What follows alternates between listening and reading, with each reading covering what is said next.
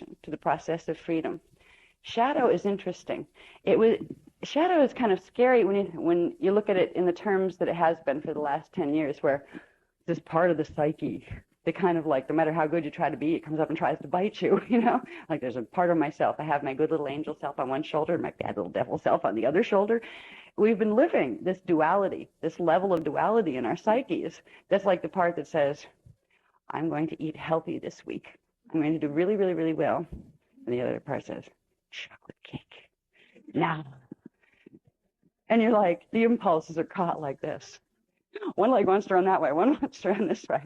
This goes everywhere. It goes into relationships. Oh, this person's a really nice person. This could be a really good relationship. Shadow goes, oh, look at that. Over there. Oh, that looks better, doesn't it? So you're constantly in a state of pull and push within yourself. We're living a duality complex. Now, people that think they're above and beyond the shadow are in trouble because they're denying that part of themselves. So they're not going to be able to fix it. They're not going to be able to heal it. As we begin to acknowledge that we have this part, and we don't have to pick it apart with a psychological comb. I mean, if you go to psychology to help with the shadow, you can spend from now until your next 5 lifetimes on the couch and not get to the bottom of it. You know? How many bad episodes from this life and others do you have to go through before you find the core of that problem so you can release that issue, whatever it was? And then what's the issue after that one? The shadow collects the issues. It's the collector of all those parts of yourself that felt lousy, that reacted poorly, that was picked on, that played victim-victimizer games. Your shadow collects these parts of self. And it's these parts of self do direct you from a subconscious level. You cannot get to be a spiritual master if you do not master and heal the body. The shadow is connected directly to your atoms. It's connected, especially in certain parts of your atoms. There are things in atoms, in the nucleus of atoms, that are called neutrons. Neutrons are a key particle, or subatomic particle. They're a key particle in the body's ability to run the higher frequencies and the higher forces to be able to undergo cellular transmutation. There's one particular mutation that's demonstrated in science. Now, I think there's only one, from what I've heard, there's only one type of molecule that does not have neutrons in the atoms, in the nucleus, and that is the hydrogen atom. Now, interestingly enough, and by no coincidence, I'm sure, guess what elements hold together in the DNA chains, hold the DNA chains together? The hydrogen bond at the center of each of the ladders. It's through the natural hydrogen bonds that what's called turnstile DNA, which is a natural set of transient DNA that pops on into activation, that allows more chemicals to be produced in the body, that allows for physical transmutation through stargates to occur. There's been a mutation done on this planet in the elemental kingdom that we're carrying that literally has taken the neutrons out of the hydrogen atoms in our DNA bonds. When we begin to work with radio body, healing, clearing, and activating, we're going to be putting back what's missing. Now, the shadow lives in the spaces where things that were supposed to be aren't. It also lives in certain parts of the elements within our body. Our water molecules hold part of the shadow.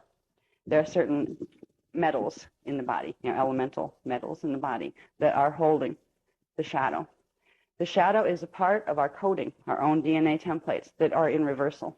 They're running the opposite mathematical program to what our natural divine blueprint is. The shadow progressively draws energy. We draw energy in from the planet, from the universe, and the shadow draws energy from us.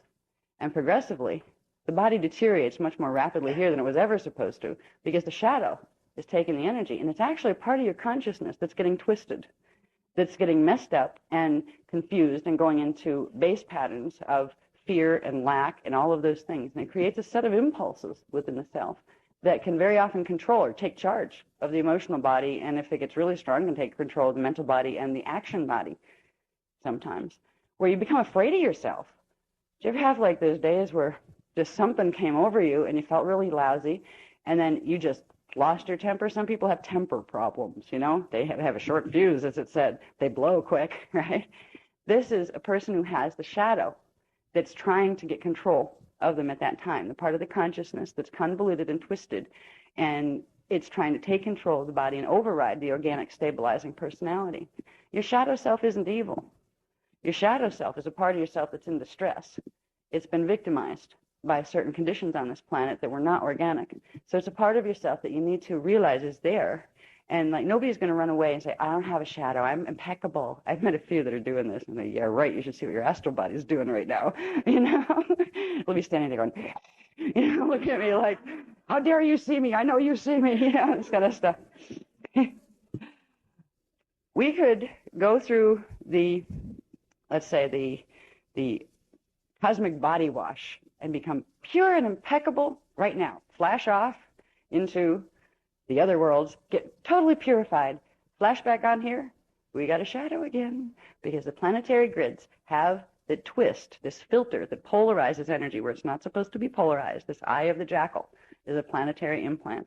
And what that does is manifest. As soon as our consciousness and our energy comes back down into form here, it will put that back in.